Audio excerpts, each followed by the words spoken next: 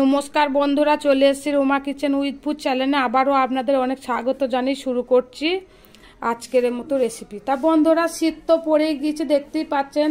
তা শীতের উপলক্ষে তো অনেক মানুষ পিঠে ডাটা খায়। তা আমি আজকে বানাবো আদোসা পিঠে। এখানে আমি 500 গ্রাম রুল ময়দা নিয়েছি। এখানে আমি 1 কেজি চালের গুঁড়ো নিয়েছি।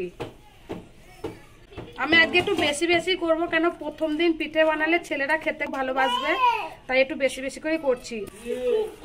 এখানে আখের গুড় নিয়েছি।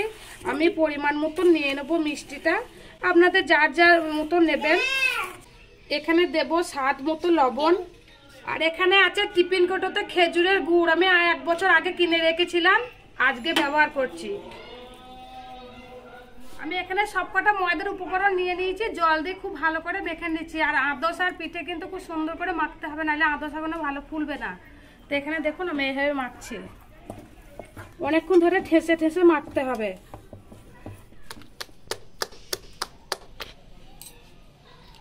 এটা এখনো ঘন হয়ে আছে, আমি এখনো কিন্তু পাতলা করব। আর একটু মেখে নেব। কড়াইয়ে সাদা তেল দিয়ে দিচ্ছি।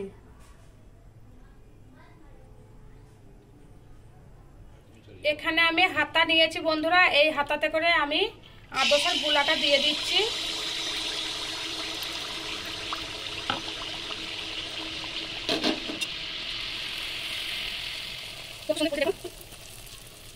একবারে লুচির মতন ফুলেছে।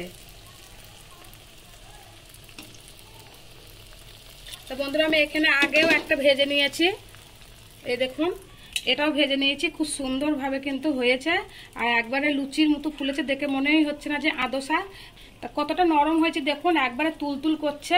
আর এটা খেতে কিন্তু খুবই ভালো লাগে। তেল কিন্তু একটু নেই, তেল সম্পূর্ণটা শুকিয়ে গেছে। অনেকে কিন্তু তেলের ভয়ে খায় না, যে তেল খেতে হবে, ফ্যাট জিনিস। এই দেখুন কতটা সুন্দর সিদ্ধ হয়েছে।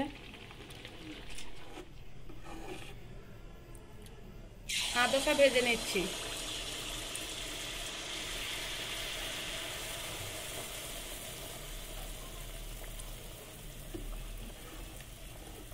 আমার 1 পিঠ ভাজা হয়ে গেছে, আর 1 পিঠ ভেজে নেব। উল্টে দিচ্ছি। 2 পিঠ খুব ভালো করে লাল লাল করে ভেজে নিয়েছি। আমি এবার পিঠেটা তুলে নিচ্ছি।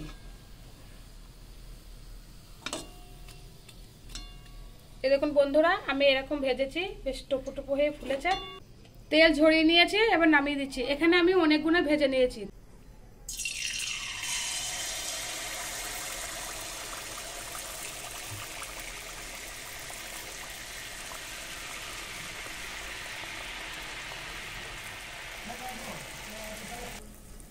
কত সুন্দর ফুলেছে দেখুন, আদোসা একবারে টোপটো হয়ে ফুলেছে, দারুণ সুন্দর।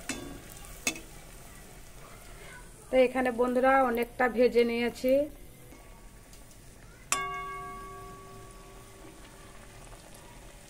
আর এখন শীত এসেছে, শীতের মধ্যে তো বুঝতেই পারছেন প্রতিদিন এক এক রকম করে কিন্তু পিঠে ভাজা হবে, পিঠে খাওয়া হবে।